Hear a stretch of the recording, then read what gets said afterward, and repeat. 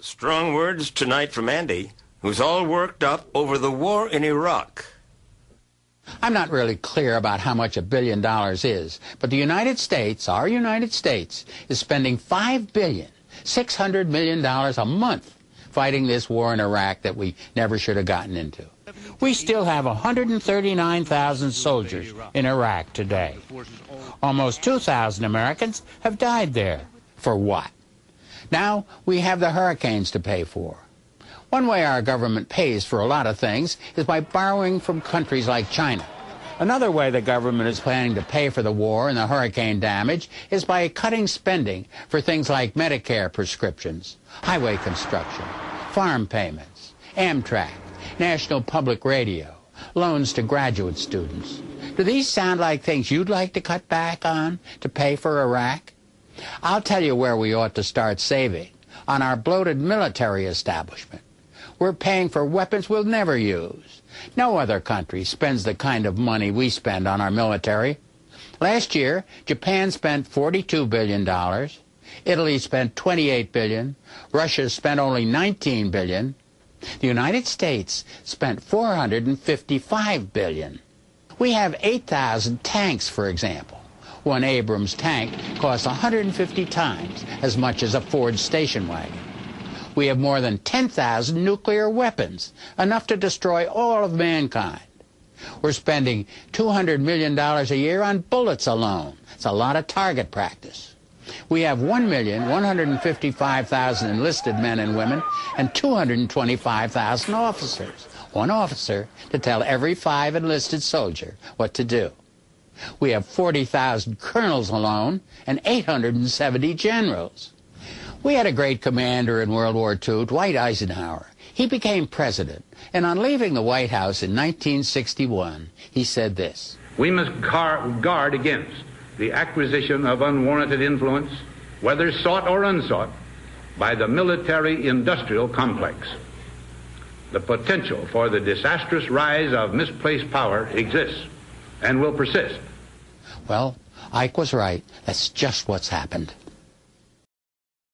You've been looking at what officials have been saying recently and prior to this. That's right. And over the past couple of weeks, stark and frank language increasingly about what's happening in the capital markets and the economy. Government action in the... It's about as dire as a president can get on the economy. We're facing a choice between action and the real prospect of economic hardship for millions of Americans. This from an administration that for months said the economy was vibrant, the financial system strong. The president didn't acknowledge, quote, storm clouds until last December. By then, it was raining. There's definitely some storm clouds and concerns, but the underpinning is good. And we'll work our way through this period. Then, with each disastrous job report or capital market crisis, an upbeat assessment. In January, our economy's flexible. It is resilient. In February, the president's surprised by spiking gas prices. What did you say? You're predicting $4 a gallon number? That's interesting. I hadn't heard that. In March, Bear Stearns was in a death spiral, and the Fed brokered its sale. We're in challenging times, but another thing is for certain that we've taken strong and decisive action. Our financial institutions are strong.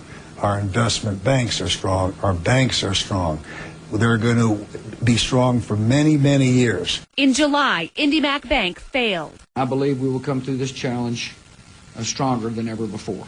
The three trying to sell this $700 billion rescue didn't see it coming. The Treasury Secretary told NPR last year of the global economy. It's as strong as I've seen it any time during my business career. And again last October. This is happening against the backdrop of an economy that, which in other respects is very solid.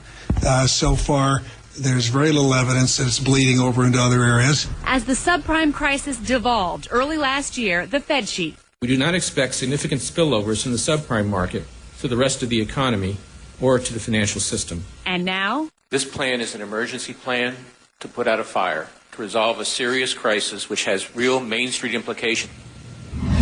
Slowly, over the last 10 or 11 months, the administration has been acknowledging the problem, always with the caveat that the underlying system is vibrant and flexible and strong. Bulls, Bears, and the Ballot Box is written by Lou Goldfarb and Bob Dietrich, okay? And the book looks at 12 indicators of the economy, including the deficit, months in recession, stock market performance, a number of different things, to look at how American presidents have performed over the last 80 years. Now, for years, I've been doing my own analyses of stock market performance and job growth versus contraction, comparing when there is a Democrat in the White House versus when there's a Republican. And the Democratic numbers blow the Republican numbers out of the water. On stock market performance, almost tripling stock market performance annualized, and on job growth as well. In many less years in the White House, Democratic presidents able to produce many million more jobs than Republicans. This book seems to agree, Lewis. Well, okay. You were right. Yeah. Out of these 12 factors that Goldfarb and Dietrich look at, under 11 of these economic indicators, Democratic presidents beat Republicans. Okay, now this is a number of different things, looking at everything from average annual unemployment rate, average stock market performance, months in recession, change in personal disposable income per capita, annual trade balance, etc., etc. 12 different factors, 11 of them Democrats outperformed. The only one where Democrats were outperformed by Republicans was the average annual unemployment rate. Now again, that's a different indicator, the number of new jobs created, and if you go into the details of how the rate is computed versus looking at the number of jobs created, you would understand how you could have that discrepancy. Now, I'm just wondering, I mean, you could look at this and just on the face of it say that unless it's explained, you could explain this appearance of an improved economic outlook and situation during Democratic presidencies as the result of cyclical changes in the economy or the preceding Republican administrations. I'm just saying. You're playing devil's advocate. Yeah, does the book include that information? Absolutely, and we've talked about it before. So, number one, if it's purely cyclical, then the cycles seem to correspond directly inversely with Democratic and Republican elections, even when sometimes you only have 4 years in a row of a Democrat in the White House, and sometimes you might have multiple terms or more than that. Right. But specifically, does the book mention the reasons why the authors think that these economic results were obtained? I haven't read the book. So what I've looked at is the data that's in the book. I haven't read the entire editorial part. They may go into that, they may not. I'd be interested to look at that, for sure. Okay, so that's that. Interesting stuff. I'm sure there will be some mitigation of those numbers coming from the right, as we can expect.